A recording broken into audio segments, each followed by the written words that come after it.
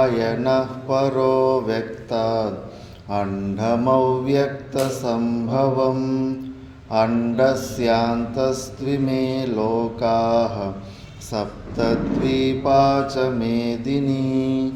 ॐ शान्ति शान्ति शान्तिः।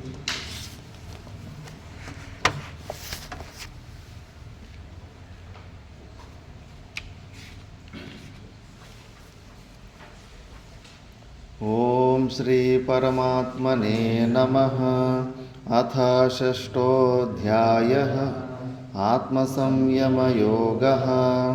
श्रीभगवानुवाच अनाश्रितः कर्मफलं कार्यं कर्म करोति यः स सन्न्यासी च योगी च न निरग्निर्न चाक्रियः। यं सन्न्यासमिति प्राहुर्योगं तं विद्धि पाण्डव। योगी भवति कश्चन आरुरुक्षोर्मुनेर्योगं कर्म कारणमुच्यते। योगारूढस्य तस्यैव शमः कारणमुच्यते। यदा हीनेन्द्रियार्थेषु न कर्मस्वनुसज्जते सर्वसङ्कल्पसन्न्यासी योगारूढस्तदोच्यते। उद्धरेदात्मनात्मानं नात्मानम् अवसादयेत्। आत्मैव ह्यात्मनो बन्धुः आत्मैव रिपुरात्मनः। मनस्तस्य येनात्मैवात्मना जितः अनात्मनस्तु शत्रुत्वे वर्तेतात्मैव शत्रुवत्। जितात्मनः प्रशान्तस्य परमात्मा समाहितः। शीतोष्णसुखदुःखेषु तथा मानापमानयोः ज्ञानविज्ञानतृप्तात्मा कूटस्थो विजितेन्द्रियः। योगी समलोष्टाश्मकाञ्चनः सुहृन्मित्रार्युदासीनं मध्यस्त्वद्वेषबन्धुषु। साधुष्वपि च पापेषु समबुद्धिर्विशिष्यते। योगी युञ्जीत सततम् आत्मानं रहसि स्थितः। एकाकी यतचित्तात्मा निराशीरपरिग्रहः। शुचौ देशे प्रतिष्ठाप्य स्थिरमासनमात्मनः। नात्युत्सृतं नातिनीचं चैलाजिनकुशोत्तरम्। तत्रैकाग्रं मनः कृत्वा यतचित्तेन्द्रियक्रियः। नियुञ्जाद् योगमात्मविशुद्धये। समं कायशिरो ग्रीवं धारयन्नचलं स्थिरः। सम्प्रेक्ष्य नासिकाग्रं स्वं दिशश्चानवलोकयन्। प्रशान्तात्मा विगतभिर्ब्रह्मचारी व्रते स्थितः। मनः संयम्य मच्चित्तो युक्त आसीत् मत्परः।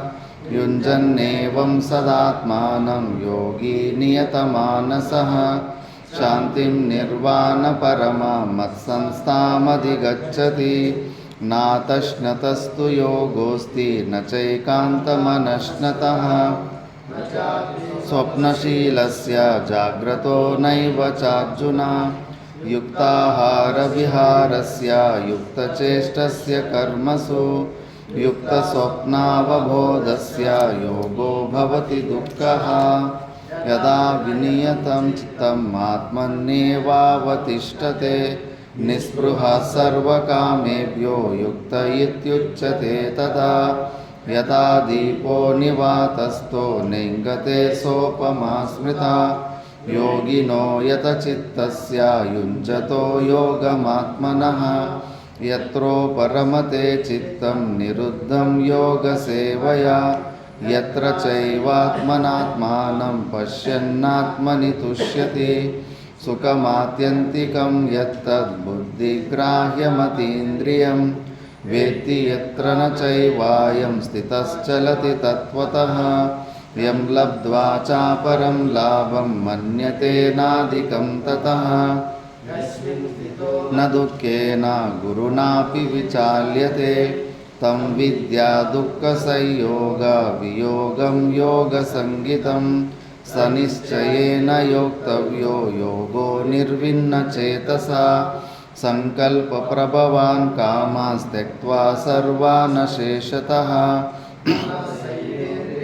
ग्रामं विनियम्य समन्ततः शनैः शनैरुपरमेत् बुद्ध्या धृतिगृहीतया आत्मस्थं न किञ्चिदपि चिन्तयेत् यतो यतो निश्चरति मनश्चञ्चलमस्थिरं ततस्ततो नियम्येतदात्मन्येव वशं नयेत् प्रशान्तमनसं ह्येनं योगिनं सुखमुत्तमम् उपैति शान्तरजसं ब्रह्मभूतमकल्मषं युञ्जन्नेवं सदात्मानं योगी विगतकल्मषः सुखेन ब्रह्मसंस्पर्शम् अत्यन्तं सुखमश्नुते सर्वभूतस्थमात्मानं सर्वभूतानि चात्मनि ईक्षते योगयुक्तात्मा सर्वत्र समदर्शनः पश्यति सर्वत्र सर्वं च मयि पश्यति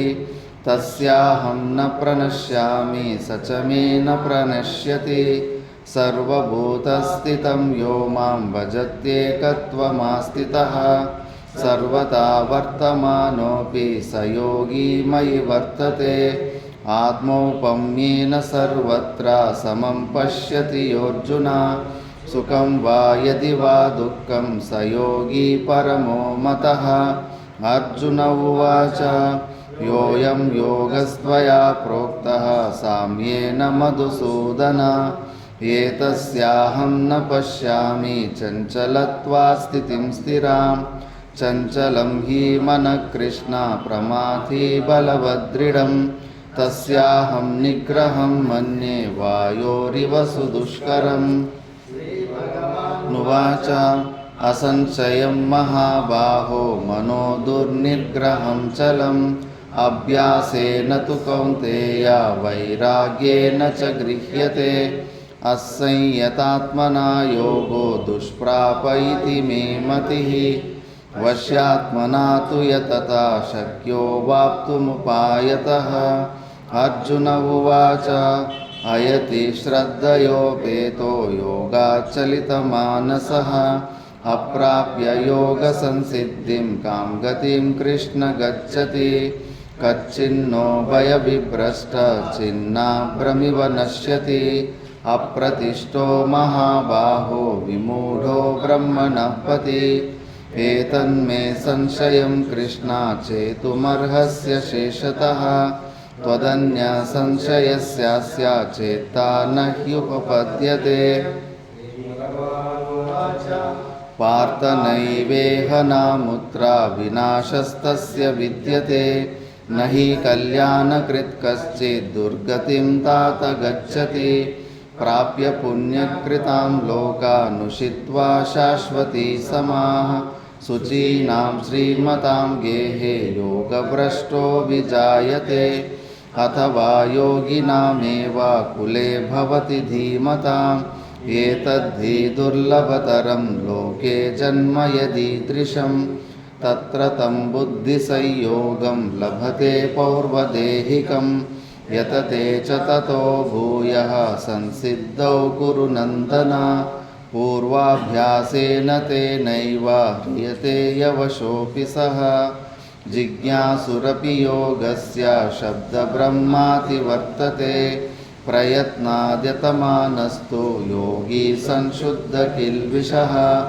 अनेकजन्मसंसिद्ध ततो याति परां गतिं तपस्विभ्योऽधिको योगी ज्ञानिभ्योऽपि मतोऽधिकः कर्मिभ्यश्चाधिको योगी तस्माद् योगी भवार्जुन अपि सर्वेषां मद्गतेनान्तरात्मना श्रद्धावान् भजते यो मां समे युक्ततमो मतः ॐ तत्सदिति श्रीमद्भगवद्गीतासु उपनिषत्सु ब्रह्मविद्यायां योगशास्त्रे श्रीकृष्णार्जुनसंवादे आत्मसंयमयोगो नाम षष्ठोऽध्यायः।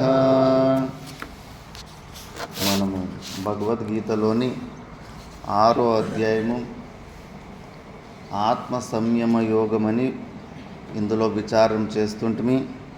ఈ విచారంలో నిష్కామ కర్మయోగము చేస్తున్న ముముక్షును కూడా సన్యాసి అని చెప్పడం జరిగింది. ఇందులో సర్వకర్మ సన్యాసి చేసిన సాధన చతుష్టయుక్తంగా ఉన్న ఆ సన్యాసి కన్నా గొప్పవాడని కాదు. నువ్వు ఇలా ఈశ్వరార్పణ బుద్ధితోటి ఫలాపేక్ష లేకుండా కర్మలు చేస్తే నువ్వు కూడా అలాంటి సన్యాసి, నా సన్యాసికి పోలికలు ఇచ్చి అలా పొగుడుతూ ఉన్నారు, ప్రేరణ కలిగిని అని చెప్పేసి. మళ్ళీ ఆ 6 వృక్షం అయిన ఓడు అలాంటి అంతఃకరణ శుద్ధిని పొంది మోక్షాన్ని పొందాలి అని అనుకున్న ఓడు నిష్కామ కర్మయోగాన్ని చేయాలి. మళ్ళీ ఇంకోడు ఆరూఢుడై ఉంటాడు. అతడికి పూర్వజన్మల సాధనాల వల్లనో అతనికి సంపూర్ణ వైరాగ్యం ఉంటుంది. ఏ భోగాలు కూడా అనుభవించాలని అనుకోడు. అంటే మొత్తానికి ఇంద్రియాల నుంచి గ్రహించటం మొత్తానికి ఆపేసుకుంటాడా, ఉపవాసం ఉంటాడంటే లేదు. యుక్తమైన ఆహారాన్ని తీసుకుంటాడు. శరీర నిర్వహణానికి ఎంత అవసరం ఉంటుందో అలాంటి యుక్తమైన ఆహారాన్ని తీసుకొని సాధన చేస్తుంటాడు. కానీ అంతకన్నా ఏ ఇంద్రియాల విషయాలలో కూడా అందుకే ఆసక్తి ఉండదు. ఏదైనా వస్తువు మీద ఆసక్తి ఉందా లేదని మనకి ఎట్లా తెలుస్తుందంటే ఆ వస్తువుకు అభావం అయినప్పుడు మనకు దుఃఖం కలుగుతుంది. ఆసక్తి లేకపోతే ఆ వస్తువు ఉన్నా లేకపోయినా ఏమి డిఫరెన్స్ ఉండదు. ఏదన్నా ఒక వస్తువు ఇంద్రియాల విషయాలు ఉంటాయి, చూపు, కంటికి, చెవుకి, నాలుకకి అన్ని విషయాలు. ఆ విషయాలు ఏదన్నా ఒకటి తగ్గినప్పుడు దుఃఖం వచ్చిందన్నప్పుడు అంటే ఆ విషయం మీద మనకు ఆసక్తి ఉందని. ఈ మహానుభావుడు అలాంటి ఆసక్తి లేకుండా ఉంటాడని ఇప్పుడు 4వ శ్లోకంలో దాని గురించి వస్తుంది. అలాంటి వాడే యోగారూఢుడు అని. యదా హీనేంద్రియార్థేషు న కర్మస్వను సజ్జతే సర్వసంకల్ప సన్యాసి యోగారూఢస్తదోచ్యతే. యదా హీనేంద్రియార్థేషు న కర్మస్వను సజ్జతే సర్వసంకల్ప సన్యాసి యోగారూఢస్తదోచ్యతే. యదా హినేంద్రియార్థేషు న కర్మస్వనుసజ్జతే సర్వసంకల్ప సన్యాసి యోగారూఢస్తదోచ్యతే.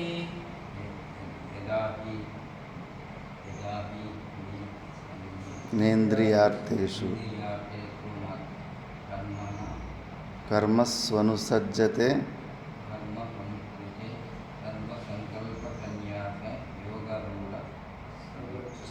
తదోచ్యతే.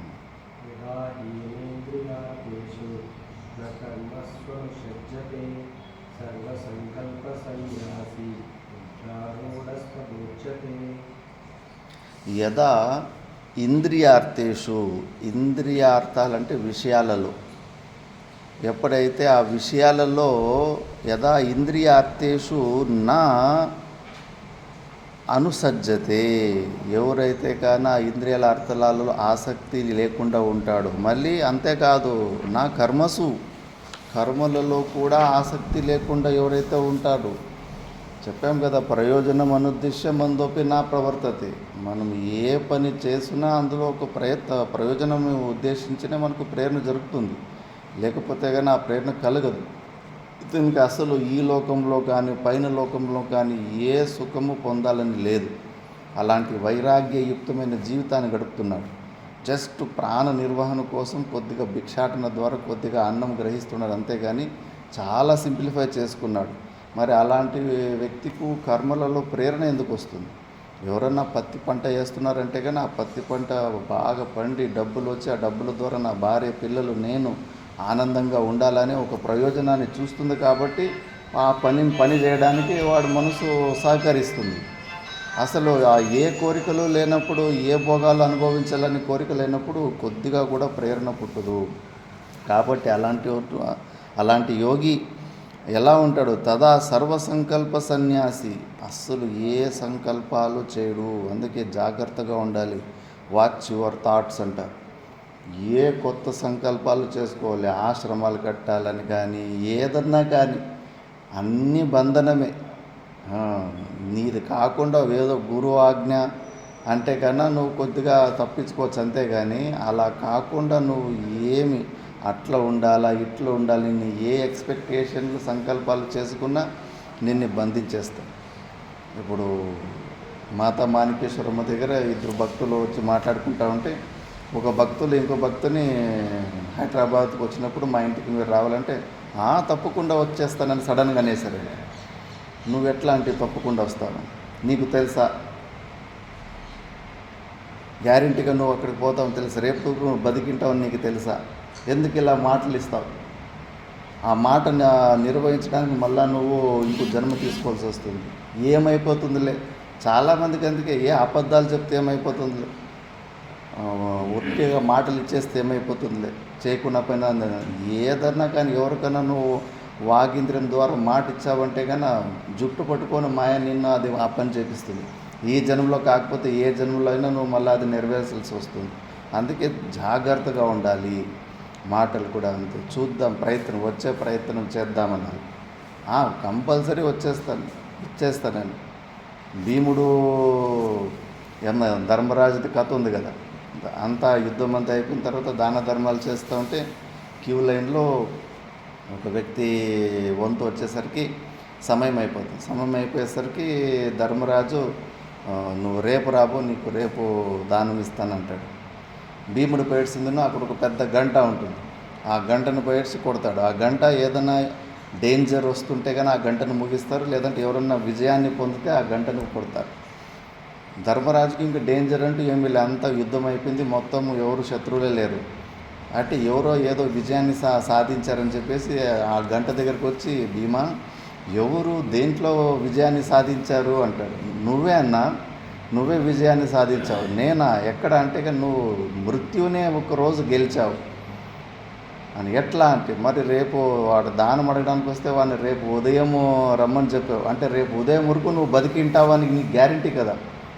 12 గంటల సేపు నువ్వు మృత్యుని జయించావు. మృత్యుని జయించడం అంటే చిన్న మాటను, ఇంతకన్నా పెద్ద విజయం ఏముంటుంది అంటే ఇండైరెక్ట్గా ఎందుకు అట్లా మాటలు ఇస్తావు, రేపటికి రూపం ఉందా, రేపటి వరకు బతికింటావని నువ్వు గ్యారంటీ ఏంటి అన్న ఆ జ్ఞానాన్ని తెలుసుకుని టక్కని పోతున్నావు అని పిలిపించేసి అప్పటికప్పుడే వానికి దానం ఇచ్చేసి మిగతా వాళ్ళకి ఎవరికి మాట ఇవ్వడు.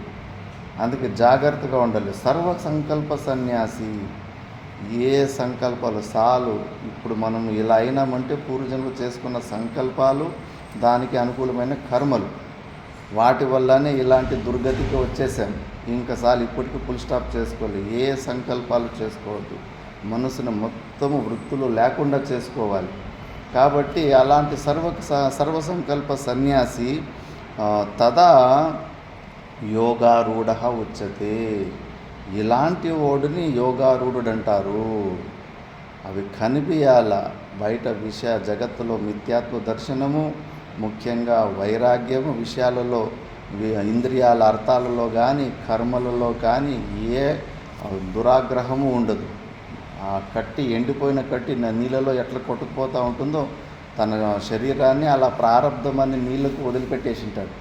ఆ ప్రారంధం అనే నీళ్ళు ఎక్కడ తీసుకొని పోతుంటాయి అట్లా క్రియలు చేసుకొని అలా వెళ్ళిపోతుంటాడు. కానీ తనదే అయిన ఇలాంటి ప్లాను అలాంటి ప్లాన్ అనే లేదు. అవధూతులు ఈ ఊరికి వస్తే ఈ ఊరాయా, ఆ ఊరికి వస్తే ఆ ఊరిదే, వాళ్ళదేం కమిట్మెంట్ లేదు. మనలాగా మనం ఎక్కడ పైన మళ్ళీ ఇక్కడికి కామవరానికి తిరిగి రావాలి. ఇక్కడ కమిట్మెంట్ ఉంది. వాళ్ళకి అట్లా ఉండదు. ఎక్కడ పోతే అదే వాళ్ళ ఊరు అంతే. అట్లా ప్రారంధానికి వదిలిపెట్టేసి అలాంటి వాళ్ళు యోగారూఢులు అని చెప్తున్నారు. దాన్నే భాష్యంలో చూద్దాం. యదా సమాధీయమాన చిత్తో యోగి హి ఇంద్రియార్థేషు ఇంద్రియాణం ఇంద్రియాణం అర్థాః అర్థాః శబ్దాదయః శబ్దాదయః తేషు తేషు ఇంద్రియార్థేషు ఇంద్రియార్థేషు కర్మసు కర్మసు చ చ నిత్యనైమిత్తిక నిత్యనైమిత్తిక కామ్యప్రతిషిద్ధేషు కామ్యప్రతిషిద్ధేషు ప్రయోజన అభావబుద్ధ్యా ప్రయోజనాభావబుద్ధ్యా న అనుసజ్జతే నా అనుసజ్జతే అనుషంగం అనుసంగం కర్తవ్యతాబుద్ధిం కర్తవ్యతాబుద్ధిం నా కరోతి ఇత్యర్థః. నా కరోతి ఇత్యర్థః. సర్వసంకల్ప సన్యాసి సర్వసంకల్పసన్యాసి సర్వాన్ సంకల్పాన్ సర్వాన్ సంకల్పాన్ ఇహాముత్రార్థ ఇహాముత్రార్థ కామహేతూన్ కామహేతు సన్యసితు సన్యసితు శీలం శీలం అస్య ఇతి అస్యేతి సర్వసంకల్ప సన్యాసి. సర్వసంకల్పసన్యాసి యోగారూఢః యోగారూఢః ప్రాప్తయోగ ఇతి ప్రాప్తయోగ ఇతి ఏతత్తదా ఏతత్తదా తస్మిన్ కాలే తస్మిన్ కాలే ఉచ్యతే. ఉచ్యతే. సర్వసంకల్ప సన్యాసి సర్వసంకల్పసన్యాసి ఇతి వచనాత్ ఇతవచన సర్వాన్ సర్వాన్ చ చ కామాన్ కామాన్ సర్వాణి చ సర్వాణి చ కర్మాణి కర్మాణి సన్యసేద్ సన్యసేత్ ఇత్యర్థః. ఇత్యర్థః. సంకల్పమూలా హి సంకల్పమూలాని సర్వే కామాః. సర్వే కామాః. సంకల్పమూలః సంకల్పమూలః కామో వై కామో వై యజ్ఞాః యజ్ఞాః సంకల్పసంభవాః. సంకల్పసంభవాః. కామజానామి కామజానాని తే మూలం తే మూలం సంకల్పాత్ కిల సంకల్పాత్ కిల జాయసే జాయసే నత్వాం నత్వాం సంకల్పయిష్యామి సంకల్పయిష్యామి సమూలో సమూలో నా భవిష్యసి నా భవిష్యసి ఇత్యాది స్మృతేః. ఇత్యాది స్మృతేః.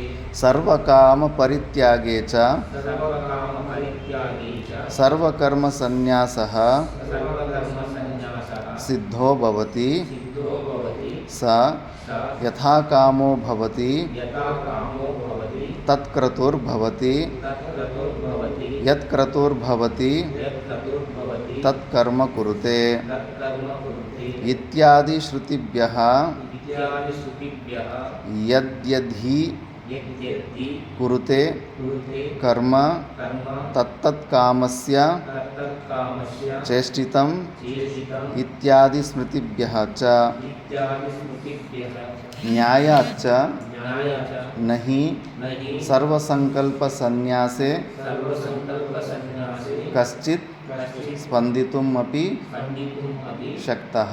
శక్తః. తస్మాత్ తస్మాత్ సర్వసంకల్ప సన్యాసి సర్వసంకల్పసన్యాసి ఇతి వచనాత్ ఇతి వచనాత్ సర్వాన్ కామాన్ సర్వాన్ కామాన్ సర్వాణి కర్మాణి సర్వాణి కర్మాణి చ త్యాజయతి త్యాజయతి భగవాన్. భగవాన్.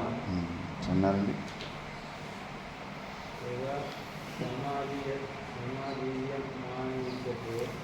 మా సమాధీయమానచిత్తో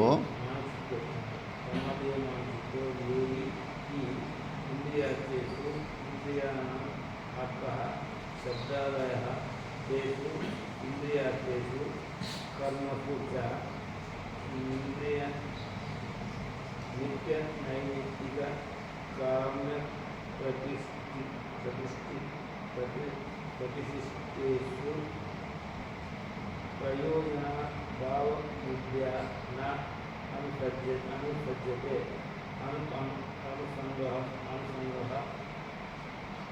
कर्तव्य बुद्धि न करोति इत्यर्थः.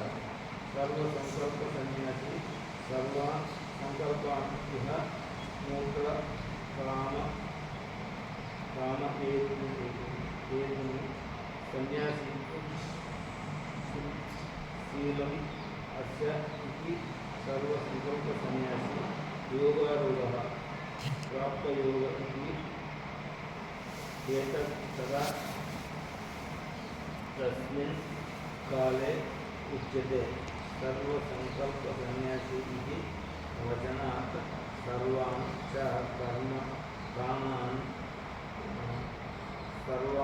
च कर्माणि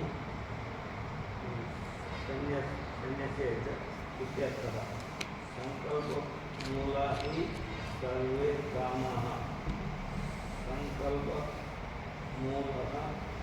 कामो वै यज्ञः संकल्प संभवः काम जानामि के मूलं संकल्पात् किल जायते न त्वं संकल्प इष्यामि इष्यामि समूलो मूलो न भविष्यसि इत्यादि स्मृतेः इत्यादि सर्व काम परित्यागो च सर्व कर्म संन्यासी सिद्धो भवति स यथा कामो भवति चतुर्भवति चतुर्भवति कर्म कुरुते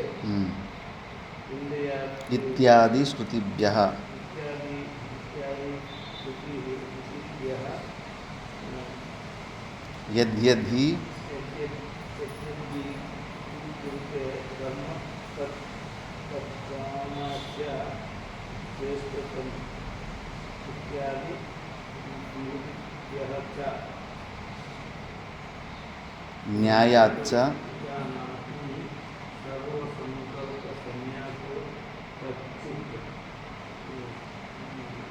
स्पन्दितुं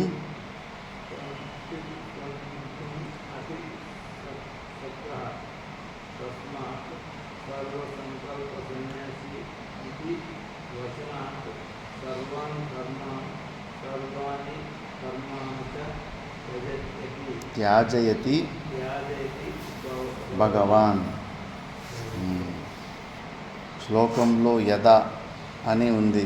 దాని అర్థము సమాధీయమాన చిత్తో యోగి అంటే మనసును సమాధానము మనసు బుద్ధులని స్వరూపంలో లయం చేసిన యోగి. ఈ ఇంద్రియార్థేషు ఇంద్రియానాం అర్థః శబ్దాదయః. ఇంద్రియార్థేషు అంటే శబ్దాదయాలు రూపము, శబ్దము, రసము, స్పర్శము ఇవన్నీ కూడా విషయాలు. చక్షురింద్రియ విషయం ఏంటి? నారాయణ చైతన్యం. చక్షురింద్రియానికి విషయం ఏంటి? శ్రవణేంద్రియానికి విషయం ఏంటి? విషయం అంటే తెలుసా నల్లారెడ్డి? ఈ కళ్ళ విషయాలేంటి? కళ్ళ ద్వారా ఏం చూస్తావు? రూపం. చక్షురింద్రియము ఒక విషయము, రూపము. శ్రవణేంద్రియం ఒక విషయం ఏంటి? శబ్దము. రసనేంద్రియం ఒక విషయము నాలిక, అది గోలకము. నాలిక లోపల ఉన్న సూక్ష్మ శక్తి రసనేంద్రియము. ఆ ఇంద్రియం ఒక విషయం ఏంటి? ఏం వినాలరే? రుచి. దాన్ని రసం అంటారు. నాలుక ఒక విషయము, రుచులు, రసము. అదే కదా నాలుకకి అదే కదా కావాల్సి ఉండేది. రుచికరంగా అనుకూలంగా ఉంటే బాగా హాయి అనిపిస్తుంది, రుచికరంగా లేకపోతే ఇబ్బంది అనిపిస్తుంది. మళ్ళీ త్వగీంద్రియం ఒక విషయము, చర్మాన్ని త్వగీంద్రియం అంటారు. స్పర్శ. చలి ఎక్కువైతే కనుక రగ్గు కప్పుకుంటావా లేదా? వేడి ఎక్కువైతే ఫ్యాన్ ఏసీ వేసుకుంటావా లేదా? దాని ద్వారా సుఖాన్ని పొందుతావు కదా. ఇవే 5 ఇంద్రియాల్లో, అవి ఆ విషయాలలో. మరి ఆ విషయాలలో శబ్దాదయ తేషు ఇంద్రియార్థేషు అక్కడ అనుషంగ అంటే ఆసక్తి లేకుండా ఉండడం. ఆసక్తి లేకుండా ఉండడం అంటే మొత్తానికి తినడం ఆపేస్తావా? నాలుగు విషయం రుచులు కదా. మొత్తానికి భోజనం తినడం ఆపేస్తావా? లేదా కళ్ళు మూసేసుకుంటావు, చూడ్డాన్ని ఆపేస్తావా?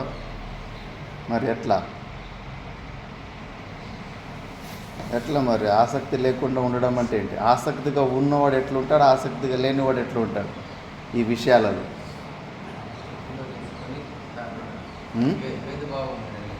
భేదభావం ఆ భేదభావం ఎందుకు ఉండదు?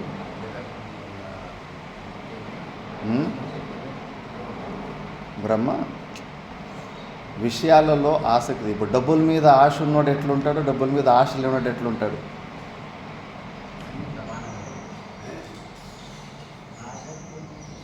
ఆశ ఎక్కున్నాడు సైలెంట్గా కూర్చో ఉంటాడా? నీలాగా సన్యాసం తీసుకుంటాడా? డబ్బుల మీద ఆశ ఉన్నాడు డబ్బులు సంపాదనకి పోతాడు, విపరీతమైన ఆసక్తి పెంచుకుంటూ ఉంటాడు. తెలుస్తుంది కదా. మరి ఈ విషయాలలో ఆసక్తి ఉన్నవాడు ఆసక్తి లేనివాడు ఎట్లుంటాడు? ఒక ఐడియా ఉండాలి కదా. నేను విషయాలలో ఆసక్తి ఉన్న వ్యక్తినా లేని వ్యక్తినా అని.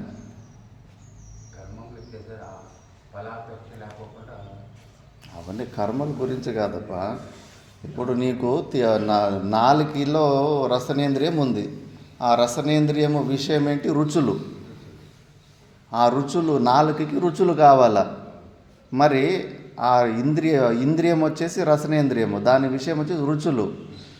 ఇప్పుడు శాస్త్రం యోగారూఢుడు అంటే ఎవడని చెప్తా ఉందంటే వాటి మీద విషయాలలో ఆసక్తి లేనివాడు, రుచుల మీద ఇంట్రెస్ట్ లేనివాడు. మరి ఎట్లుంటుంది వాని దినచర్య? ఎట్లుంటుంది? ఆసక్తి ఉన్నవాడు ఎట్లుంటాడు చెప్పు, నీకు వస్తలేదా? మంచి మంచి టేస్టీ ఫుడ్లు చేసుకొని తింటాడు ఆసక్తి ఉన్నవాడు. టేస్ట్లు అసలు దొరకకుండా పోతే కన్నా ఇబ్బంది పడతాడు, దుఃఖం పడుతూ ఉంటాడు. ఆసక్తి లేనివాడు వాడికి టేస్ట్ ప్రధానం ఉండదు, ప్రాణమే ప్రధానం ఉంటుంది. ప్రాణం నిలబడితే చాలు. అది కూడా ఎంత మినిమం ఈ శ్రవణమన్ నిధిధ్యాసనానికి అనుకూలమైనంత ఆరోగ్యం ఉంటే చాలు. దానికి మించి వాడు ఎక్కువ దేన్ని ఆశించడు. సామాన్యము కాదు కొననాలికే. దీన్ని గెలిచిన వాడికే మోక్షము. ఉపస్థేంద్రియము, జిహ్వేంద్రియం, ఈ రెండిటిలోనే మళ్ళీ మళ్ళీ జన్మలకు వచ్చేస్తున్నాం. ఈ రెండిటి మీదనే కడివాణం ఎక్కవేస్తుంటారు గురువులు. ఎక్కడ పోయినా ఇందులోనే దొరికిపోతుంటాము. అందుకే సాధకులు మోక్షాన్ని పొందాలని వచ్చేము. ఇంద్రియాల విషయాలలో ఏ ప్రకారమైన ఆసక్తిని కూడా చూపించదు. కళ్ళు ఏమేమి కావాలనిపిస్తుంటాయి. కొత్త కొత్త జాగాలు చూడాలని ఇంట్రెస్ట్ ఉంటుందా లేదా? హిమాలయాలు, పుణ్యక్షేత్రాలు, అవి ఇవి. ముందేమో వేరే పిక్నిక్ స్పాట్లు, సినిమాలు, అవి ఇవి చూడాలని కళ్ళు కనిపిస్తుంటాయి. ఇప్పుడు ఒకే చోట ఉండాలనిపిస్తూ ఉంటుందా? బయట తిరిగి రావాలనిపిస్తూ ఉంటుందా? ఒకే చోట ఉండాలనుకున్న వాళ్ళు బయటికి ఎప్పుడు పోతాం అని ఉత్సాహం ఉంటుందా? ఉత్సాహం లేకుండా ఉంటుంది. చాలు ఏమి చూసినా ఎక్కడ పోయినా చెట్లు, పుట్లు, భూమి, మట్టి, సముద్రము అంతా ఇవే ఉన్నాయి. ఆసక్తి లేనివాడు ఉన్నవాడు, ఆసక్తి ఉన్నవాడు ఎంక్వైరీలు చేస్తాడు. ఎక్కడ పోతున్నాము, ఎప్పుడు పోతున్నాము, ఉదయం 6 గంటలకు పోతున్నామా, 7 గంటలకు పోతున్నామా, 9 గంటలకు పోతున్నామా? ఈ ఎంక్వైరీ చేయడంలోనే అర్థమైపోతుంది. బయటకు పోవడానికి చాలా ఉత్సాహం ఉంది. ఆ విషయంలో కంటికి ఇష్టమైన విషయం, ఆ విషయాల్లో ఆసక్తి ఉంది. ఆసక్తి లేనివాడు అసలు పట్టించుకోడు. రేపు బయటకు పోదామంటే కానీ ఎప్పుడు ఏ టైంకి పోవాలని కూడా అడగడు, ఎక్కడికి పోతున్నామని కూడా అడగడు.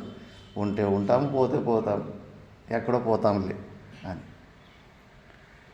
తెలవాలి కదా. ఆసక్తి ఉన్నవాడు ఎట్లుంటాడు, ఆసక్తి లేనివాడు ఎట్లుంటాడని చెప్పేసి ఒక చోట ఇప్పుడు భాష్యకార భగవానులు చెప్తారు భాష్యంలో, నహి సర్వసంకల్ప సన్యాసే కశ్చిత్ స్పందితుం అపి శక్తః.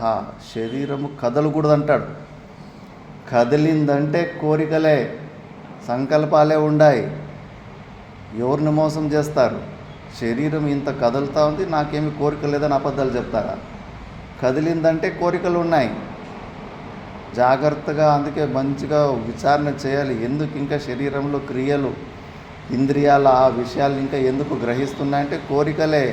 మరి కోరికలన్నీ చంపుకోకుండానే ఆ స్థితికి, యోగారూఢ స్థితికి ఎలా పోతాం? దాన్ని పొందడానికే కదా మనం వచ్చింది. అందుకే ఆ ఇంద్రియ విషయాలలో ఏ విషయాలలో కూడా ఆసక్తి ఉండకూడదు. సాధన పంచకంలో మన విషయం పెట్టినారు కదా అక్కడ. అందులో క్షుద్వ్యాధిశ్చ చికిత్స్యతాం ప్రతిదినం భిక్షౌషధం భుజ్యతాం స్వాద్వన్నం నతు యాచ్యతాం విధివశాత్ ప్రాప్తేన సంతుష్యతాం. క్షుద్వ్యాధిశ్చ, ఈ ఆకలి అనే ఈ వ్యాధిని చికిత్సతాం, ఇది రోగం, ఈ రోగాన్ని చికిత్స చేయాలి. భిక్షౌషధం భుజ్యతాం, భిక్షం అనే ఔషధి ద్వారా దీని రోగాన్ని నయం చేసుకోండి. ఇది ఒక రోగం ఉన్నప్పుడు చేదుగా ఉన్న ట్యాబ్లెట్లు చిన్నపిల్లలు తినాలని ఇష్టపడతారా? నేనైతే నాకు చేదు అసలు పడదు. కాకరకాయ అయితే తిన్నాక చిన్నప్పటి నుంచి చేదుకున్న ట్యాబ్లెట్లు కూడా ముట్టుకునేవాను కాదు. 4 కాళ్ళు పట్టుకొని చిన్నప్పుడు ఆ ట్యాబ్లెట్ని పొడి చేసి బలవంతంగా నోట్లోకి పోస్తే కూడా కక్కేసేవాడిని. మరి ఇష్టంగా తీసుకుంటారా ఆ చేదుగా ఉన్న మందుని? ఏదో విధి లేక బలవంతంగా తీసుకున్నట్టు తీసుకుంటారు. అట్లా ఉండాలి. ఆహార విషయంలో మనం అలా ఉండాలి. భిక్షను అట్లా ఔషధిలాగా తీసుకోవాలి. విధి లేక తీసుకునే పరిస్థితి వస్తూ ఉంది. ఈ ఆకలి అనే రోగం ఉందా, లేకపోతే దీని జోలికే వచ్చేవని కాదు అని అంత డిటాచ్మెంట్ తోటి ఆహారాన్ని తీసుకోవాలి. అప్పుడు నీకు ఆసక్తి లేదు ఈ విషయాల మీద అని తెలుస్తుంది. అందులో మళ్ళీ ఏ ప్రకారమైన రుచులు కోరుకుంటుంది, ఉప్పు తక్కువైన. అసలు భాగవతంలో ఎలా ఉంది, భిక్షాన్నం తీసుకున్న తర్వాత బట్టలో వేసి నీళ్ళలో 4-5 సార్లు అద్దేసి ఆ రసమంతా రుచి అంతా కొట్టుకుపోయిన తర్వాత మళ్ళీ ఏది సప్పగా మిగులుతుంది కదా, దాన్ని తీసుకోవాలంటారు సాధకులు. అంత ఇది ఉంది. ఇది ఇంద్రియాలు మనము అర్థం చేసుకోవాలి. వాటికి ఇష్టమైన విషయాలు, అనుకూలమైన విషయాలు ఇస్తే ఫుల్గా రజోగుణ తమో గుణాల ద్వారా నీ కోరికలు పుట్టేసి మళ్ళీ విపరీతంగా నిన్ను బహిర్ముఖం చేస్తాయి. మరి ఆసక్తి ఉన్నవాడు లేనివానికి మీరే దృష్టాంతాలు చెప్పండి. ఆసక్తి ఉన్నవాడు ఎట్లుంటాడు, ఆసక్తిగా లేనివాడు. విషయాలలో ఆసక్తి ఉన్నవాడు ప్రవర్తనకు, ఆసక్తి లేనివాడు ప్రవర్తనకు ఎగ్జాంపుల్ మీరే ఆలోచించుకోండి. వాటి గురించి దాని అభావం ఉన్నప్పుడు మనకు దుఃఖం కలుగుతుందంటే ఇంకా ఆసక్తి పోలేదు అని అర్థం. ఏ ఇంద్రియ విషయమైనా కానీ ఆసక్తి లేకుండా ఉంటే కానీ అప్పుడు ఇవన్నీ తొలగించుకుంటే దాని తర్వాత కర్మలలో కూడా అంటే ఏదన్నా కానీ ప్రయత్నాలు చేస్తున్నామంటే, క్రియలు చేస్తున్నామంటే ఏదో ఒక ప్రయోజనాన్ని ఆశించే చేస్తూ ఉంటాం. ఎక్కడో నీకు ఈ ప్రపంచంలో అన్న ఏదో ఒక సుఖాన్ని పొందాలని కోరిక ఉండాలి, లేదా పైన లోకాల్లోనూ కోరిక ఉండాలి. అప్పుడే నువ్వు ఏదైనా కర్మలు చేయగలుగుతావు. నువ్వు ఏదైనా కర్మలు చేస్తున్నంటే నీకు ఆ కోరికనే ముందుగా ఉంది. కోరిక కంపల్సరీగా ఉంది. ఇతనికి నిత్య నైమిత్తిక కామ్య ప్రతిషిద్ధేషు ప్రయోజన అభావ బుద్ధ్యా, ప్రయోజనమే కనిపిస్తలేదు. కర్మల వల్ల తనకి వచ్చే ఫలాల వల్ల తనకు ఆనందం దొరకదని డిసైడ్ అయిపోయినాడు. కాబట్టి నా అనుసంజతే అనుషంగం కర్తవ్యతా బుద్ధిం నా కరోతి ఇత్యర్థః. ఇది నేను చేయాలి, ఇది నా డ్యూటీ అన్న కర్తవ్యత బుద్ధి అసలు ఉండదు. మళ్ళీ సర్వసల్ప సంకల్ప సన్యాసి సర్వాన్ సంకల్పాన్ ఇహా అముత్రార్థ కామహేతున్ సన్యసితు శీలం. కోరికలని వదిలిపెట్టేస్తాడు. అసలు ఏమి ఎంజాయ్ చేయాలనుకోడు ఈ లోకంలో, పైన లోకంలో. కంప్లీట్గా వాటిని వదిలిపెట్టేస్తాడు. అస్య ఇది సర్వసంకల్ప సన్యాసి యోగారూఢ అంటే ప్రాప్త యోగ ఇది ఏత. ఆ జీవ బ్రహ్మ ఐక్యాన్ని చేసుకున్నవాడు, తన స్వరూప జ్ఞానాన్ని స్పష్టంగా తెలుసుకున్నవాడు. దాన్ని తెలుసుకుంటేనే ఇవి వదిలిపెడతారు. ఒకసారి తేనె రుచిని చూసిన తర్వాత మళ్ళా నిమ్మరసము తీయగా అనిపించదు, టీ తాగినా కూడా తీయగా అనిపించదు, అన్నీ సప్పగా అనిపిస్తాయి. ఎందుకంటే ఉత్కృష్టమైన రుచిని చూసినాం. అలాగే ఒక్కసారి నీలో ఉన్న నీ స్వరూపంలో ఉన్న ఆనందాన్ని చూసిన తర్వాత ఈ బయట విషయాలలో ఉన్నది అసలు ఏమీ లేదనిపిస్తుంది. అప్పుడు ఎందుకంటే వాడికి స్వరూప జ్ఞానం ఉంటుంది కాబట్టి ఇవన్నీ తుచ్చమైన సుఖాలని వీటిని వదిలిపెట్టుకునే అంత సామర్థ్యం వస్తుంది. అలాంటి వాడు సర్వసంకల్ప సన్యాసితి వచన సర్వాంచ కామాన్ సర్వాణి కర్మాని చ కర్మాని సన్యసేది ఇత్యర్థః. అన్నిటినీ వదిలిపెట్టేయాలి. ఏదో ఒక రోజు ఈ కర్మలను కూడా అంతే. నీ చేతులు కాళ్ళు ఆడుతున్నాయి, ఊగితే జీవుడు, ఊక్కుంటే దేవుడు. యోగులందుకే అవధూతలు ఏది చెప్పినా కూడా కారణం శాస్త్రమే చెప్తారు వాళ్ళు. అదే వస్తూ ఉంది ఇప్పుడు కూడా. దాన్ని గమనించాలి. ఇంకా శరీరాల్లో ఊగుతూ ఉంది, క్రియలు చేస్తున్నామంటే కానీ ఇంకా వైరాగ్యం రాలేదు, విషయాలలో ఆసక్తి పోలేదు, శరీరంలో తాదాత్మ్యం పోలేదు, కాబట్టి శరీరం ఊగులాడుతూ ఉంది. అన్నిటి మీద అత్యంతంగా కంప్లీట్గా ఆసక్తి పోయిన రోజు నువ్వు గట్టిగా నిర్వికల్ప సమాధి స్థితిలో కూర్చుంటావు, కదలకుండా. అప్పటి వరకు నిన్ను కూర్చొనిది మనసు ఉరికెత్తిస్తూనే ఉంటుంది. సంకల్పమూలా కామో వై యజ్ఞా సంకల్ప సంభవా. కోరికలు సంకల్ప మూలం నుంచినే వస్తాయి. నువ్వు సంకల్పం చేసుకున్నందుకే ఆ కోరికలన్నీ మళ్ళీ వస్తుంటాయి. కామజానామితే మూలం, మహాభారత శాంతి పర్వంలో ఏ కోరిక, నేను నీ మూలాన్ని తెలుసుకున్నాను. సంకల్పాత్కిల జాయసే, నువ్వు సంకల్పం నుంచినే పుడుతున్నావు. నత్వాం సంకల్పయిష్యామి సమూలో నా భవిష్యసి, అందుకే నేను ఇంక ఏ సంకల్పాలు చేయను, నీ జోలికి కూడా రాను అని. అసలు నువ్వు కోరిక అనేది నువ్వు సంకల్పాల వల్లనే పుడుతున్నావు అని. సర్వకామ పరిత్యాగే చ సర్వకర్మ సన్యాస సిద్ధో భవతి. అన్ని కోరికలు సర్వకామ అంటే అన్ని కోరికలు తెంచుకున్న వాడికే సర్వకర్మ సన్యాసం సిద్ధిస్తుంది. అందుకే కోరికలు పెట్టుకున్న వాడికి సన్యాసము ఊరికే బయట బట్టలు వేసుకొని లింగ సన్యాసం అవుతుంది, కానీ వాస్తవికమైన సన్యాసం అయిండదు. సా యథా కామో భవతి తత్ క్రతుర్భవతి, యత్ క్రతుర్భవతి తత్ కర్మ కురుతే. ఎవరన్నా కర్మలు చేస్తున్నాడంటే గానా వాడికి కోరిక ఉండే. యథా కామో భవతి తత్ క్రతుర్భవతి, వాడు ఆ క్రియలు కర్మలు చేయాలని. యత్ క్రతుర్భవతి తత్ కర్మ కురుతే, సింపుల్.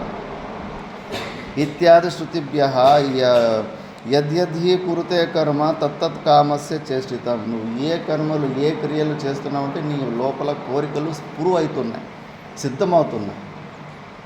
ఒకసారి ఋషికేశ్ కైలాసాశ్రమంలో బడే మహారాజ్ అని ఉంటాడు. ఆయనకు శిష్యుడు దయానందగిరి అని విరక్త మహారాజ్ అంటాడు. అప్పట్లోనే పోస్ట్ గ్రాడ్యుయేట్ చేసిండు. ఆయన సిద్ధపురుషుడు, శిష్యుడు కూడా సిద్ధపురుషుడు. అక్కడ 15-20 మంది జీవన్ముక్త పురుషుల స్టోరీ ఉంది. శిష్యుడు ఎంతటి వైరాగ్య పరుడు అంటే కన్నా శాస్త్రం చదువుకున్నంతసేపు ఆశ్రమంలో ఉన్నాడు, కైలాసాశ్రమం. శాస్త్రం చదువుకున్న వెంబడే మళ్ళా ఈ మనుషులు కట్టిన చెత్త కిందకి రాలేదు. అంత చెట్ల కింద అడవుల్లోనే అక్కడే తిరుక్కుంటున్నాడు. ఈ స్లాబుల కిందకి ఎప్పుడు వచ్చేవాడే కాదు. ఇంకా అలాగే అప్పుడు అడవిలో వెనకాల ఒక చెట్టు కింద ఎక్కడో ధ్యానం చేసుకుంటా ఉంటే lord mount baton, last viceroy, British వాళ్ళు అప్పుడు ఉన్నారు. బ్రిటిష్ వాళ్ళు ఉన్నప్పుడు లార్డ్ మౌంట్ బ్యాటన్ అక్కడికి వేటాడడానికి వచ్చాడు. వేటాడి ఒక జింకకు గురి పెడితే ఈయన దయానందగిరి అని క్లాప్స్ కొట్టేసి ఆ జింకని వెళ్ళిపోయేటట్టుగా చేశాడు. మొదలే వాళ్ళకు బ్రిటిష్ వాళ్ళకి చాలా చిన్న చూపు. అందరినీ ఈ పంచెలు కట్టుకునే వాళ్ళందరినీ ఫకీర్లనే పిలిచేవాళ్ళు, అంటే బిచ్చగాళ్ళనే దీంట్లో. ఈయన ఆల్రెడీ ఇంకా సన్యాస వేషంలో ఉన్నాడు. ఇంకా దానికి వచ్చిన ఇంగ్లీష్లో అంతా చట్టమాటలతోటి తిడితే కానీ ఇంకా ఆయనకన్నా మంచి ఇంగ్లీష్ వస్తుంది. ఈయన ఇంగ్లీష్లోనే సమాధానం చెప్పేసరికి ఆయన కొద్దిగా అట్రాక్ట్ అయ్యింది. ఎవరు ఈయన ఇంత నాలెడ్జబుల్ పర్సన్, అప్పటికే పోస్ట్ గ్రాడ్యుయేట్, ఐఏఎస్ ఎగ్జామ్ ఏదో పాస్ అయి ఉంటాడు బ్రిటిష్ గవర్నమెంట్లోనే. మళ్ళా తను మాట్లాడిన వీటిలో ఎంత కన్విన్స్ అయ్యాడంటే లార్డ్ మౌంట్ బ్యాటన్ను అప్పుడే ఆర్డర్ తెప్పించాడు. ఇది పుణ్యక్షేత్రం, ఇది మహా తపస్విలు ఉన్న క్షేత్రము. 10 కిలోమీటర్ చుట్టూ, రిషికేశ్ చుట్టూ 10 కిలోమీటర్లో ఎవ్వరూ ఇంకా జీవహింస చేయకూడదని అప్పుడే కానూన్, అప్పటికప్పుడే స్పాట్లు తెప్పించాడు. చేపలు కూడా పట్టకూడదు ఆ నదిలో. దొంగచాటుకు ఎవరైనా పట్టుకుంటారు కానీ చేపలు కూడా పట్టుకోకూడదు ఆ ఋషికేశ్లో. అంతటి శిష్యుడు, అంతటి ప్రభావవంతి మౌంట్ బ్యాటన్నే శిష్యుడిగా చేసుకున్నాడు ఆయన. అలాంటి శిష్యుడు వాళ్ళ గురువు వచ్చేసి బడే మహారాజు కూడా 3 సంవత్సరాలు ఆ కైలాసాశ్రమంకి పీఠాధిపతి అయింటాడు. మళ్ళీ వదిలిపెట్టేసి ఉంటాడు. అప్పుడు వచ్చి అడుగుతాడంట, గురుగారు మీరు పీఠాధిపతి అయింటారు కదా, మీకేమన్నా కోరిక ఉన్నా పీఠాధిపతి కావాలి అని. లేదప్ప నాకేం కోరిక లేదు, వాళ్ళు వీళ్ళు బలవంతంగా చేసేసారు. బిల్కుల్ నహిత అంటే కొద్దిగా కూడా మీకు కోరిక లేదా అంటే బడే మహారాజు తల కిందికి వేసేసిందండి. కోరిక లేకుండా కుర్చీ మీద కూర్చొనికి అవుతుందా? అది దాన్ని స్వీకారం చేసుకోవాలా. పెద్ద పుడింగులు జీవన్ముక్త పురుషులాగా నటించడం కాదు. ఎన్నో కోరికలు ఉన్నాయి. అందుకే మనము అకామిడేషన్, ఆశ్రమాలు, ఇవన్నీ ఫెసిలిటీస్, ఈ సౌలతులు తీసుకుంటున్నాము. ధైర్యం లేదు, ఇంకా ప్రాసెస్ ఉంది, ఇంకా తాదాత్మ్యాలు, వైరాగ్యం ఇవన్నీ మైనస్ ఉన్నాయి. కాబట్టి అవన్నీ స్వీకరించాలి మనము. అందుకే సర్వసంకల్ప సన్యాసి అంటే కోరికలే కదా. పీఠాధిపతి కావచ్చు, ఆశ్రమంలో ఉండే కోరికే కదా. సేఫ్టీ కనిపిస్తుంది కదా. ప్రతి ఒక్కరు ఇండ్లలో ఎందుకు సేఫ్టీ కోసమే కదా ఇండ్లు కట్టుకుంటా ఉండేది. మనం కూడా సేఫ్టీని చూసుకొనే కదా ఆశ్రమాలు అవి ఇవి ఆశ్రయిస్తుండేది.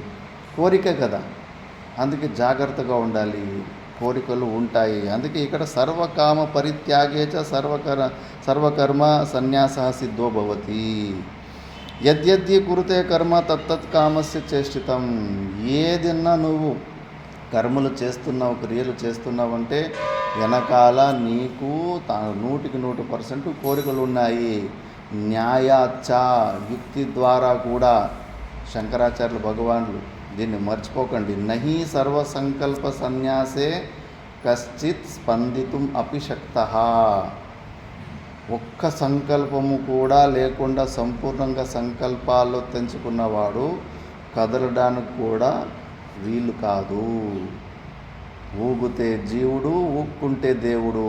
ఎందుకు మనము అలాంటి దీర్ఘమైన సమాధి స్థితులు, అలాంటి స్థితులు ఎందుకు పొందలేకపోతున్నాం? జీవన్ముక్త పురుషుల చరిత్ర చదివితే కానీ ఆల్మోస్ట్ నేను ఒక 80 చదివితే 80లో 70 నుంచి 75 అందరూ అలాంటి స్థితికి ఎప్పుడో ఒకసారి వెళ్ళారు. కదలకుండా 3 సంవత్సరాలు, 5 సంవత్సరాలు, 10 సంవత్సరాలు అట్లా ఎప్పుడు కూర్చుంటాం? కూర్చోలేకపోతున్నామంటే కోరికలే ఉండాలి. ఆ కోరికలు ఏదో తెలుసుకోవాలి కదా. సూక్ష్మమైన కోరికలు మనకు అనిపిస్తూ ఉంటుంది నా దగ్గర కోరికలు లేవని. కోరికలు లేకుంటే అలా ఎందుకు కూర్చోలేకపోతున్నాం? అలా కూర్చోలేకపోతున్నామంటే కోరికలే. ఊగుతుంది ఇంకా శరీరము. కోరికల వల్లనే ఊగుతుందని శంకరాచార్యుల శాస్త్రం చెబుతుంది. అందుకే ఈ సర్వసంకల్ప సన్యాసి అలాంటి వాడు యోగారుడు. జీవన్ముక్త పురుషుడు కొన్ని రోజులు అలాంటి స్థితిలో ఉండి తర్వాత ప్రారంధానుసారంగా అతని శరీరంలో కొన్ని క్రియలు జరుగుతూ ఉంటాయి. అంతేకాని ఇలాంటి గొప్ప స్థితిని, సంకల్పాలు లేని స్థితిని ఆయన పొందింటాడు. తస్మాత్ సర్వసంకల్ప సన్యాసి ఇది వచనాత్ సర్వాన్ కామాన్ సర్వాణి కర్మాని చ త్యాజయతి భగవాన్.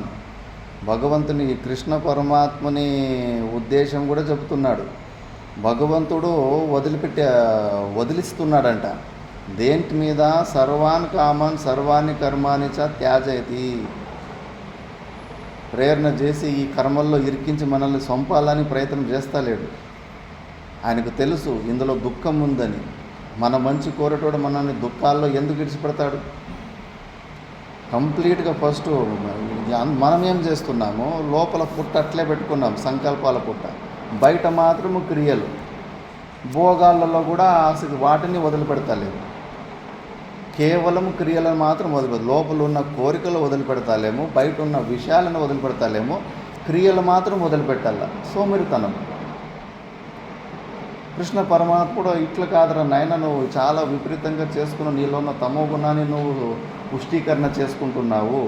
ఫస్ట్ లోపలున్న ఆ కోరికలను చంపుకు, తర్వాత క్రియలను వదిలిపెట్టు. ఫస్ట్ భోగాల గురించి చూడు. మరి నీకు ఆసక్తి ఉందా లేదా? మరి భోగాలు కావాలనుకుంటే మరి నువ్వు పని చేయాల్సిందే. ఫ్రీగా ఏమీ దొరకదు. నీ అతి తెలివితోటి నువ్వు చేసుకుంటుంటే అది లోనే అవుతుంది. ఎక్కడెక్కడ తిన్నావో మళ్ళీ వాళ్ళకంతా తిరిగి ఇవ్వాల్సిందే. ఏది ఈ ప్రపంచంలో ఫ్రీగా లేదు. అందుకే ఫస్ట్ ఆలోచన చేయి. నీలో ఫస్ట్ ఆ కోరికలు పోయినాయా? బయట భోగాసక్తి పోయిందా? అప్పుడు నువ్వు క్రియలు వదిలిపెట్టు. బయట ఉన్న భోగంలో ఆసక్తి పోలేదు, ఒక్కటి తక్కువైనా తట్టుకోలేకపోతున్నావు, విలవిల కొట్లాడిపోతున్నావు. చేప నీళ్ళలో నుంచి బయట తెచ్చినప్పుడు అట్లా కొట్లాడిపోతున్నావు, ఒక్క విషయం తక్కువైనా కూడా. మరి ఆసక్తి ప్రూవ్ అవుతా ఉంది అక్కడే. ఆ విషయం లేకుండా ఉండలేని స్థితి నీకుంది. మరి అంతటి ఆసక్తి పెట్టుకొని క్రియలు మాత్రం వదిలిపెట్టేస్తే ఎవడు సాకాల నిన్ను? వేరే వాళ్ళ పరిశ్రమము, వేరే వాళ్ళ చెమట రక్తం పీల్చుకొని బతుకుతావా? ఎంత శాడిస్ట్ మెంటాలిటీ అది. అందుకే గమనించు, నీలో ఉన్న కోరికలు పోయినాయా? బయట ఉన్న విషయాల్లో భోగాల మీద ఆసక్తి పోయిందంటే అప్పుడు నీవి కర్మలు వదిలిపెట్టు. అంతేకాని లేదు విషయాలలో కూడా కంఫర్ట్ కావాలా, లోపల కోరికలు ఉన్నాయన్నప్పుడు మరి పని చేయి, కష్టపడు, సేవ చేసుకున్నా నువ్వు దాన్ని తిను, కనీసం రుణానుబంధం లేకుండా అది వేరే వాళ్ళకి గులామీ కాకుండా ఉంటావు. లేదంటే కర్మ సిద్ధాంతం ఎవరిని వదిలిపెట్టదు. మహా జీవన్ముక్త పురుషులే పెద్ద పెద్ద సేట్లలో ఆవులు కాశారు, పెండ తీయాల్సిన పరిస్థితి వచ్చింది. నల్లారెడ్డి చింతలమణి చేశాడా లేదా? మరి ఏంటి అంత గొప్ప యోగి ఒకరు ఇంట్లో పోయి ఆవులు తోలుకొని పోయి ఆవులు మేపుకొని వచ్చి పాల పిండి పెండ ఎత్తినడంటే గాన కర్మే కదా. ఆ పని చేయాల్సి తప్పించుకునే పరిస్థితి రాలేదు కదా. జీవన్ముక్త స్థితిని పొందిన తర్వాత కూడా రుణానుబంధం ఉన్నప్పుడు ఆ కర్మలు చేయాల్సిన పరిస్థితి వచ్చింది కదా. మరి అలాంటి వాళ్ళనే వదిలిపెట్టింది, మనల్ని వదిలిపెట్టేస్తుందా ఇది? అందుకే చాలా జాగ్రత్త. భగవంతుడు మనల్ని ఈ కర్మలు బలవంతంగా చేపించి మనల్ని దుఃఖీలు చేయాలని కాదు. భగవంతుని మనసును భాష్యకార భగవాన్ చెప్తున్నారు, తస్మాత్ సర్వ సంకల్ప సన్యాసితి వచనాత్ సర్వాన్ కామాన్ సర్వాణి కర్మాని చ త్యాజయతి భగవాన్. అన్ని కర్మలను కూడా అందుకే విడిపియాలనే భగవంతుడి ఉద్దేశము. మనము కోరుతున్న దాన్నే భగవంతుడు చేపియాలని చూస్తున్నాడు. కాకపోతే మనం ఫస్ట్ క్రియలు వదిలిపెట్టేస్తున్నాము, లోపలున్న ఆ కోరికలు వదిలిపెట్టలేదు, భోగాలు వదిలిపెట్టడం లేదు. ఫస్ట్ లోపల కోరికలు బయట భోగాలు వదిలిపెట్టేసి తర్వాత క్రియలను వదిలిపెట్టు అని. యదా ఏవం యోగారూఢ తదా తేన ఆత్మనా ఉద్ధృతో భవతి సంసారాద్ అనర్థవ్రాతాద్ అతః. అందుకే ఇప్పుడు నెక్స్ట్ శ్లోకంలో ఇది కూడా మెయిన్ ఇంపార్టెంట్ శ్లోకం ఇది. నెక్స్ట్ శ్లోకం చాలామంది కాంట్రాక్ట్ వేరే వాళ్ళకి ఇస్తుంటారు, లేదు నిన్ను నువ్వే ఉద్ధరించుకోవాలి అన్నది నెక్స్ట్ శ్లోకంలో చెప్తున్నారు. శ్లోకోచ్చరణ చేద్దాం. ఉద్ధరేదాత్మనాత్మానం నాత్మానం అవసాదయేత్ ఆత్మైవ హ్యాత్మనో బంధుః ఆత్మైవ రిపురాత్మనః ఉద్ధరేదాత్మనాత్మానం నాత్మానం అవసాదయేత్ ఆత్మైవ హ్యాత్మనో బంధుః ఆత్మైవ రిపురాత్మనః.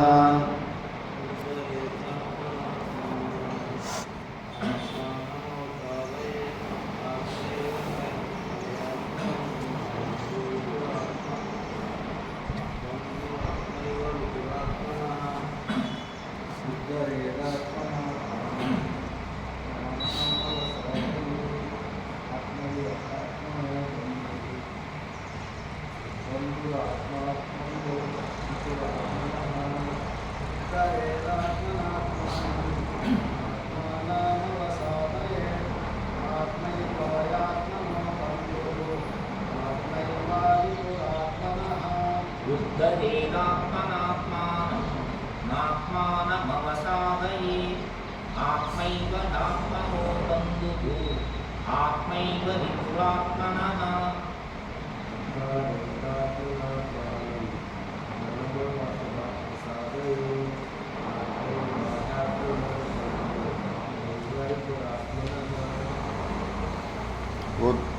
ఆత్మన ఆత్మానం ఉద్ధరేత్.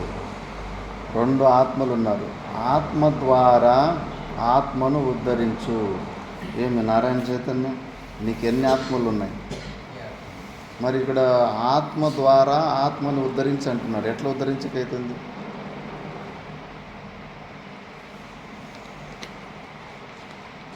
ఏ ఆత్మ నుంచి ఏ ఆత్మను ఉద్ధరిస్తావు?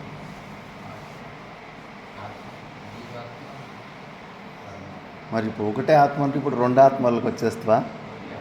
జీవాత్మ నుంచి ఏ ఆత్మను ఉద్ధరిస్తావు? పరమాత్మను ఉద్ధరిస్తావా? మరి ఎట్లా? ఆత్మశబ్దము మనసు బుద్ధులు కూడా వాడతారు. ఎందుకంటే మనకు ఆ పరమాత్మని విషయంలో చింత చేయడానికి వేరే ఇంకేమీ లేదు టూల్స్. ఈ ఇంద్రియాలకు, కంటికి కానీ చెవులకు కానీ ఆయన కనిపీడు వినిపీడు పరమాత్ముడు. కొద్దిగా ఉన్నది మనసు బుద్ధే.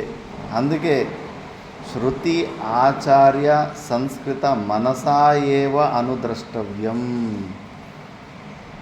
సామాన్యమైన మనసు, విషయాలలో ఆసక్తి ఉన్న మనసు బంధనానికి కారణమవుతుంది. అదే విషయాలలో వైరాగ్యం పొందిన మనసు మోక్షానికి కారణమవుతుంది.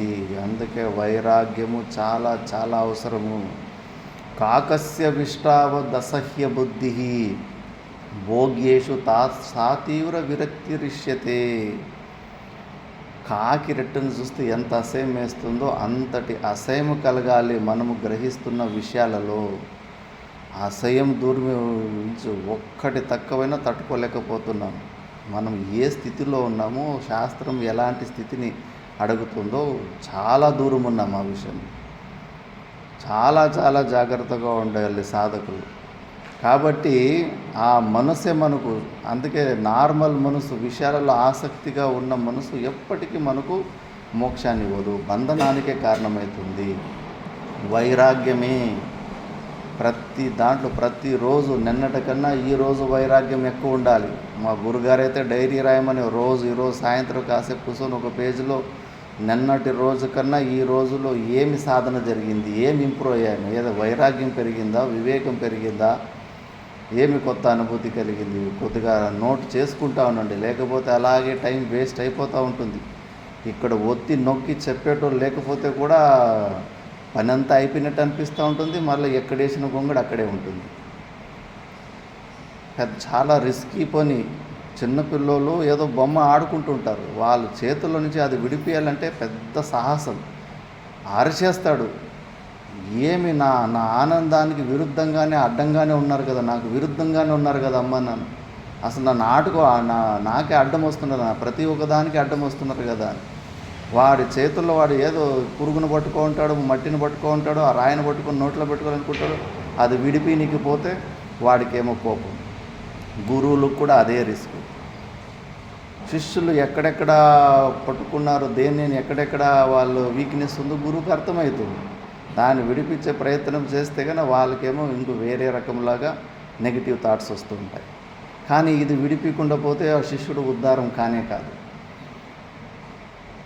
ఎప్పటికీ అది మళ్ళీ కంప్లీట్గా ఆ ఉద్దేశమే చెడిపోతుంది. కాబట్టి ఇక్కడ ఇరుక్కుంటున్నాం, మనము ప్రాక్టికాలిటీలో మోసపోతున్నాము, వైరాగ్యం పొందలేకపోతున్నాము, దోష దర్శనము చేయలేకపోతున్నాము.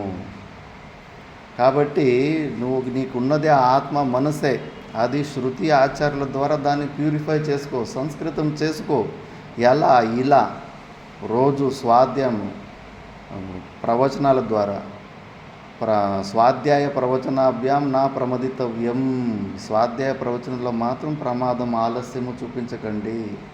ఇందులోనే రిపేరీ జరుగుతుంది, ఇక్కడే రిపేరీ జరుగుతుంది. అలా రోజు గురువుల అనుశాసనంలో ఉండి, శిష్యుడంటేనే ఆ లక్షణాలు ఉండాలి. Willingness to correct oneself, willingness to get corrected. అనుశాసనకు రెడీగా ఉండాలి, అనుశాసించుకోవడానికి రెడీగా ఉండాలి. అలా కాకుండా ముట్టుకోవడానికి లేదు, నా అహంకారాన్ని మాత్రం టచ్ చేయకు, నా జోలికి మాత్రం రాకు అని నువ్వు చూపించుకొని అంతే. కొద్దిగా ఏదైనా కరెక్ట్ చేయనికి పోతే కానీ వదిలే, ఆశ్రమం వదిలిపెట్టేసి వేరే ఆశ్రమానికి వెళ్ళిపో. కరెక్షన్కి రెడీగా లేదు. పోనీ లేదు, నువ్వు నమ్ముకున్న దాంట్లో ఆత్యంతిక దుఃఖ నివృత్తి పరమానంద స్థితిని పొంది ఉన్నావా? అది లేదు. అయినా నేను కరెక్ట్, నేను ఆత్యంతిక దుఃఖ నివృత్తి పరమానంద ప్రాప్తిని పొందలేను, బట్ నేను మాత్రం కరెక్ట్, నాకు అన్నీ తెలుసు, నేను చాలా కరెక్టు అని. ఇది కుదరదు. నువ్వు అన్నీ కరెక్ట్ అయితే కానీ నువ్వు అలం వృత్తితోటి ఇంకా నువ్వు జీవన్ముక్త స్థితిలో ఉండాలి. ఆ స్థితిలో ఉండలేకపోతున్నావు అంటే కానీ లోపల కరెక్షన్ చేసుకోవడం చాలా ఉంటాయి. ఫస్ట్ నీ మైండ్లో అది రావాలి కదా, నేను కరెక్షన్ చేసుకోవాలని. అప్పుడు ఏదైనా కరెక్షన్ జరుగుతుంది. నువ్వు ఏ విషయంలో ఎలాంటి ఆసక్తి ఉన్నవాడు గురువులకు తెలుస్తుంది. కాబట్టి నీకు అద్దంలో నీ ముఖం చూపించినట్లు చూపిస్తుంటారు గురువులు. ఇదే ప్లాట్ఫారము, స్వాధ్యాయము శ్రవణమే ప్లాట్ఫారము. అడవిప్ప తాత కూడా ఈ ప్లాట్ఫారంలోనే ఎవరికి ఎట్లా చెప్పాలో అలాగే చెప్పేసేవాడంట. వాళ్ళకి ఇష్టం కావచ్చు, ఇష్టం కాకపోవచ్చు, మరి వచ్చిండేదే దానికోసము.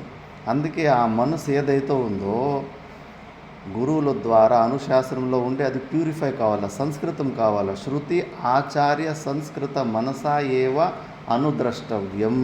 వేరే టూల్స్ లేవు మనకి. ఇంకా అందుకే మరి ఆ మనసును సంస్కృతం చేయాలంటే గురువుని ఆశ్రయించాలి. గురువుని ఆశ్రయించేసి నేను 32 ఆశ్రమాలపైకి వదిలేదు స్టార్టింగ్లో. ఏ ఆశ్రమంలో నెల కంటే ఎక్కువ ఉండలేకపోతుంది. ఎవరితో ఒకరితోటి లొల్లి గొడవ సమస్యలు ఏదో ఒకటి కారణమయ్యేది.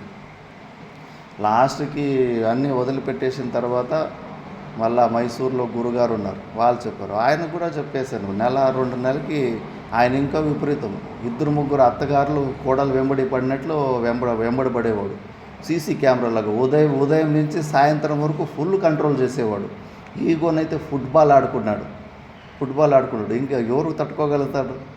ఇంకా కోపం. కానీ ఒకరోజు సేవ చేపిస్తున్నాడు, అట్లు ఉండకూడదు ఇట్లు ఉండకూడదు అని స్టోర్ క్లీన్ చేపిస్తున్నాడు. ఉదయం నుంచి 6 గంటలకే భూతము వెంబడబడ్డాడు. అట్లా ఎంత పర్ఫెక్ట్గా చేసినా మళ్ళీ వచ్చి కొద్దిగా ఇట్లా దుమ్ము కనిపించిందంటే లేదు, మళ్ళా క్లీన్ చేయండి.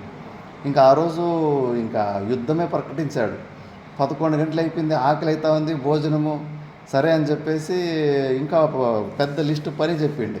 ఇంకా భోజనం సమయం కదా అని చెప్పేసి భోజనం తింటుంటే టేబుల్లో అప్పుడు పని చెప్పనీకి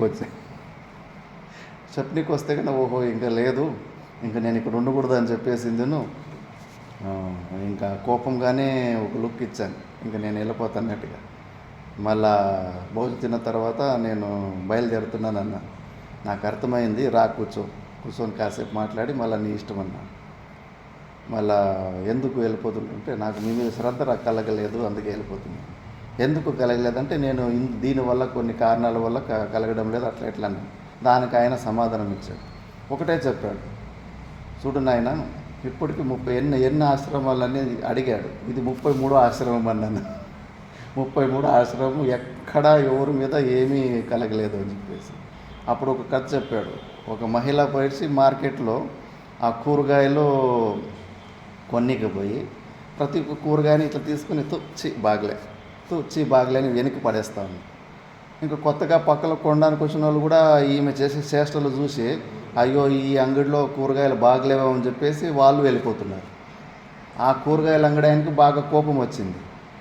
మొత్తం అంతా టెస్ట్ చేసి ఒకటి కూడా కొనలే ఆయన కోపం వచ్చి, మేడం ఈ కూరగాయలని టెస్ట్ చేసినట్లే మిమ్మల్ని టెస్ట్ చేస్తే కన్నా మీరు మంచోళ్ళ మీరు కరెక్టా బాగున్నారా బాగలేదా మీరు పాస్ అవుతారా అన్నాడంట.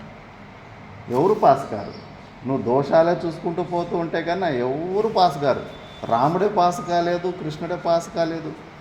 రాముని నిందిస్తున్నాడు, సొంత భార్య మీద అనుమానం పెడతాడా, అగ్ని పరీక్షలు చేపిస్తాడా, ఇప్పుడు కూడా నింద చేసుకుంటున్నాడు. వాళ్ళనే వదిలిపెట్టలేదు, దోషాలు చూసుకుంటూ పోతే అక్కడే అశ్రద్ధ అయిపోతుంది.